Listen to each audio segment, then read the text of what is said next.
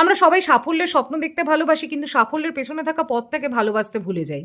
যেদিন তুমি process enjoy করা শুরু করবে, যেদিন তুমি বুঝবে তুমি যে জায়গায় পৌঁছতে চাইছো সেই জায়গায় পৌঁছানোর জন্য আত্মত্যাগ, কষ্টকর মুহূর্তগুলোর মধ্যে দিয়ে যাওয়া কতটা ইম্পর্টেন্ট, সেদিন আর তোমার এই বার্ডেন ফিল হবে না। একটা লোহাকে যেমন আগুনে পুড়তে হয়, হাতুড়ির আঘাত সহ্য করতে হয়, তবেই সেটা একটা মূল্যবান ধাতুর রূপ পায়। তেমনই আমাদের জীবনেও কিছু কষ্টকর মুহূর্তগুলোর মধ্যে দিয়ে আমাদের যেতেই হবে, কিছু আত্মত্যাগ করতেই হবে, তবেই আমরা আমাদের ডেস্টাইন প্লেসে পৌঁছতে পারবো। কিন্তু আসল পরিবর্তন তখনই হবে যখন এগুলোকে আমরা নিজেদের কষ্টের কারণ হিসেবে মেনে না নিয়ে আমাদের পরিবর্তনের অংশ হিসেবে দেখা শুরু করব। সেদিন আর আমাদের মনে এই কোয়েশ্চেন থাকবে না আমি কেন। আমরা বরং এর বদলে এই প্রশ্নটা নিজেদেরকে করব, এর থেকে আমরা কি শিক্ষা পাচ্ছি।